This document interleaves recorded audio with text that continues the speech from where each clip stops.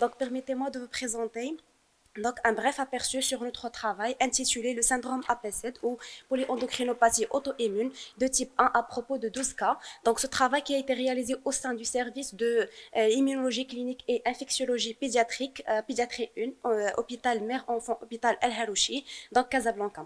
Donc, le syndrome d'APZ ou polyendocrinopathie auto-immune de type 1 est une maladie génétique rare de transmission autosomique récessive liée aux mutations du gène R, donc responsable d'un déficit immunitaire par anomalie de mécanisme de tolérance immunitaire centrale et périphérique. Donc, ce syndrome, il associe classiquement donc, une candidose cutanéo-muqueuse chronique, une polyendocrinopathie auto-immune, des maladies auto-immunes non endocriniennes et des anomalies ectodermiques. Donc, en raison d'une grande variabilité phénotypique, donc certaines formes atypiques ou polysymptomatiques, elles restent inconnues. Donc, le diagnostic est confirmé il repose, donc il est confirmé par la génétique moléculaire et le pronostic est influencé par différents facteurs d'origine génétique, hormonale ou environnementale. Donc l'objectif de notre travail était de mettre en évidence cette pathologie rare et d'écrire le tableau clinique de nos patients.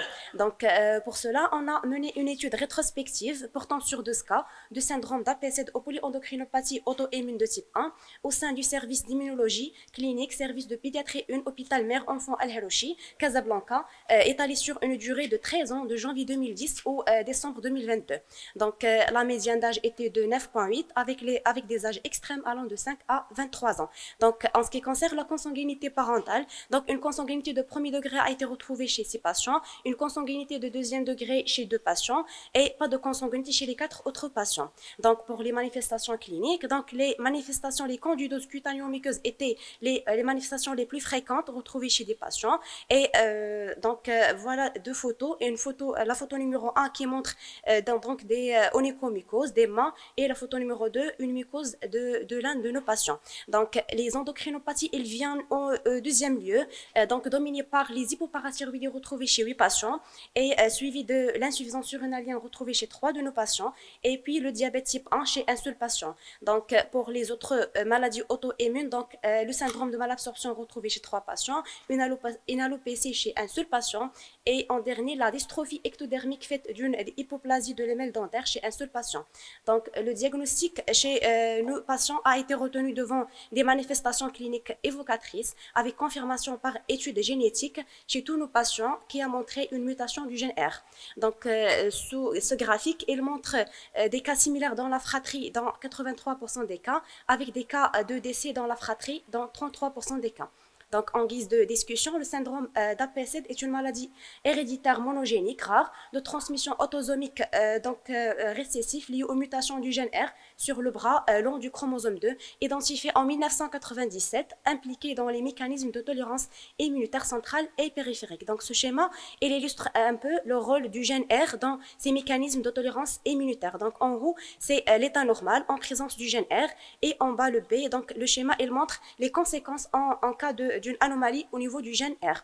Donc, comme on le connaît tous, donc, chez un sujet normal, donc le sujet normal, il héberge des lymphocytes autoréactifs. Donc, et c'est le rôle du gène R qui va, il va être impliqué dans ces mécanismes de tolérance immunitaire. Donc, au niveau central, donc le gène R est impliqué dans l'expression de l'antigène du soi par les cellules épithéliales thymiques, donc responsables d'une sélection négative de ces lymphocytes autoréactifs, donc responsable donc de mort de ces cellules autoréactives par apoptose. Donc en absence ou en cas d'une anomalie de ce gène donc R, donc on aura donc ces lymphocytes autoréactifs en périphérie qui seront donc responsables de maladies auto-immunes spécifiques d'organes. Donc au niveau périphérique, donc ce gène R, elle est responsable du contrôle de la prolifération des lymphocytes autoréactifs par les cellules dendritiques, et en absence ou en cas d'anomalie de ce gène R, donc on aura une prolifération excessive de ces lymphocytes T. Donc, une autre question qu'on pose souvent, pourquoi ces malades atteints d'APZ ont une susceptibilité donc accrue aux candidoses?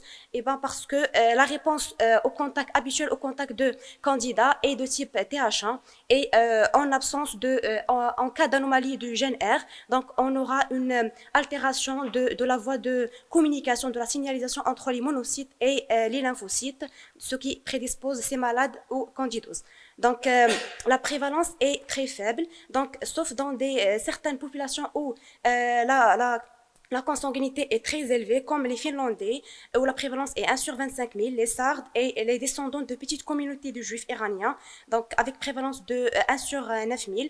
Et dans le nord-ouest de la France, donc la fréquence de la PCED était de 1 sur 500 000.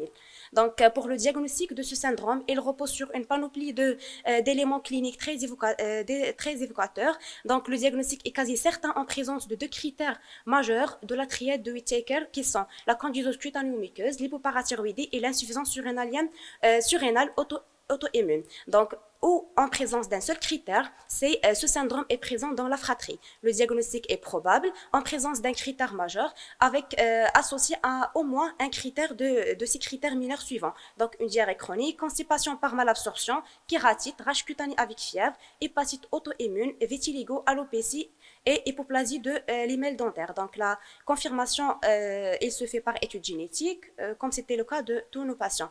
Donc, selon plusieurs études, la prévalence des différentes atteintes est variable, tout comme leur ordre d'apparition.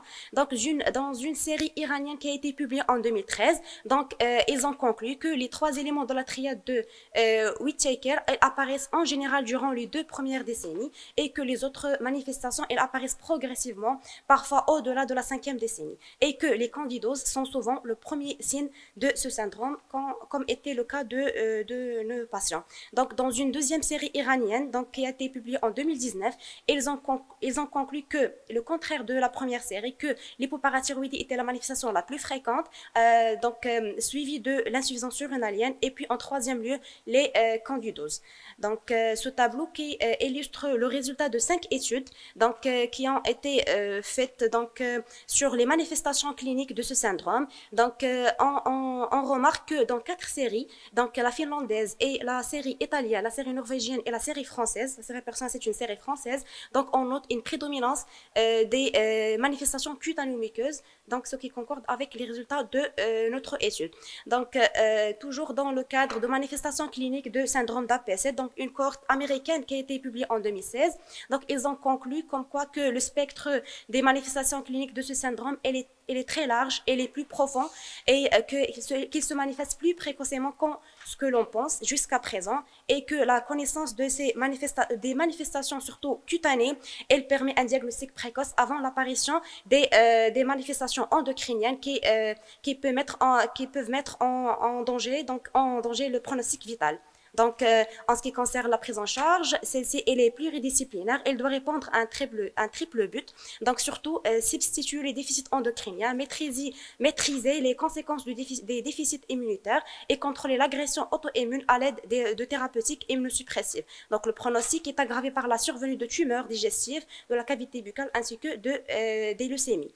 Donc, en conclusion, il faut toujours penser au syndrome d'endocrinopathie auto-immune de type 1 devant des infections cutanéo-muqueuses à répétition isolée ou associées à d'autres signes. La prise en charge, elle est très difficile et elle doit être pluridisciplinaire, nécessitant un suivi au long cours. Le pronostic de ces cas s'est amélioré avec la prise en charge spécialisée des endocrinopathies, mais il reste toujours réservé. Merci pour votre attention.